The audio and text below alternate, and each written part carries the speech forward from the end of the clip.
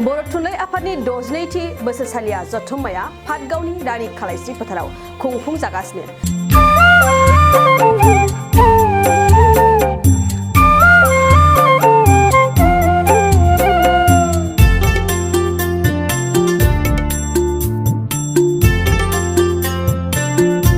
थांनाय 23 फेब्रुवारिनिफ्राय जागायनाय बे जथुम्माया गाबोननि सानाव मेहेरगोनां गेवलां मेलजों थुंगेगोन। बर' थुनलाइ आफादनिनो खुंफुंजानाय जथुम्मायाव जागायजेननाय सानखालिनिफ्रायनो गोबां थुनलाइ सिबिग्रा बर' थुनलाइखौ मोजां मोनग्रा सुबुंफोरनि लोब लोब बाहागो लानायखौ नुनो मोन्दों।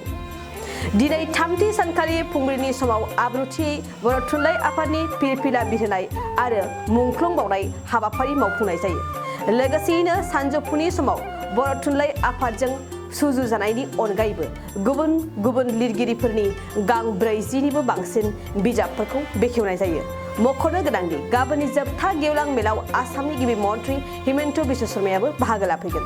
जोबोद गोजोननाय मोन्दों बर' थुनलाइ आफादनि 62थि बे बोसोरारि जथुम्मानि बिसम्बि आरो गुबुन गुबुन बिजाब बेखेवनाय हाबाफारियाव जोङो बर' थुनलाइ आफादा सेबखांनाय बिजाबफोरनि अनगायैबो गुबुन गुबुन लिरगिरिफोरनि गांब्रैजिनिबो बांसिन बिजाबफोरखौ दिनै बेखेवनाय जाबाय आरो बे बेखेवनाय हाबाफारियाव माने आसामनि सासे गागि खौरांगिरि देबब्रत मिश्र बिथाङा जर'खा आलासि महरै बाहागो लादों आरो लोगोसे बे हाबाफारियावनो साहित्य एकाडेमिनि सोद्रोमा दिगन्त बिश्वकर्मा आरो बिटिआरनि फर्मार डिपुटि चिफ खाम्फा बरगयारी बिथांमोना बाहागो लादों आरो जों जोबोद गोजोननायजों बिथांमोनखौ फोरमायनो लुबैदों जे थुनलाइगिरि आरो लिरगिरिफोरनि जि बेहाय थुबुर जाफैनाय आरो बिथांमोननि जि बिजाबफोरखौ बेखेवनायनि हाबाफारि बेयाव लानाय जाबाय।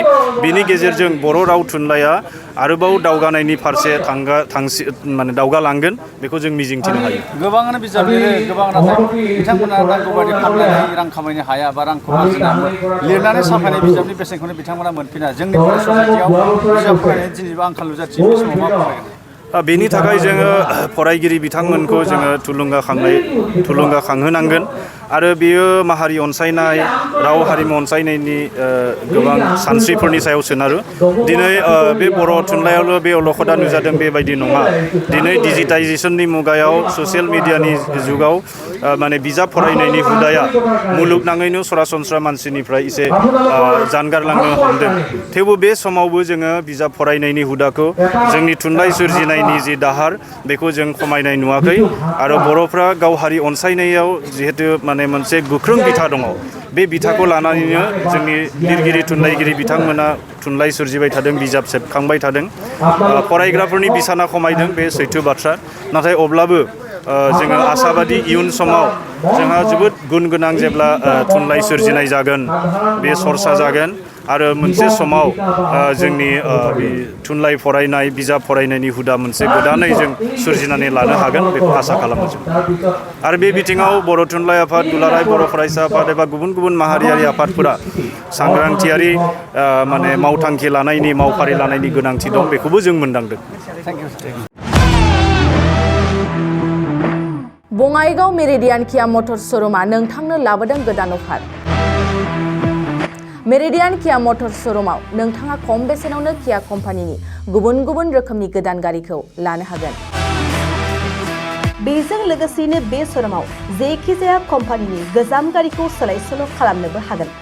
दासान्दि बे अफारा सोलिगासिनो दं आरो फैगौ 28 फेब्रुवारिसिम बे अफारा थागोन। मेरिडियान किया मटर्स श'रुमा सा बङाइगाव साफागुरि र'ड आगराला देहा फाहामसालिनि साखाथियाव थानाय महामाया हटेलनि अपोजिट साइडआव दं। बे अफारखौ मोनफुंनो थाखाय नोंथाङा अनलाइनबो बुकिं खालामहरनो हागोन। लोगोसेनो गोबां मिथिनो थाखाय थोंजोङै 7099003414 नङाब्ला 8822790662 जानबुं अनजिमायाव जगाजग खालामहरनो हागोन आरो बङाइगाव मेरिडियान किया मटर्स श'रुमाव थांनानैबो नायनो हागोन।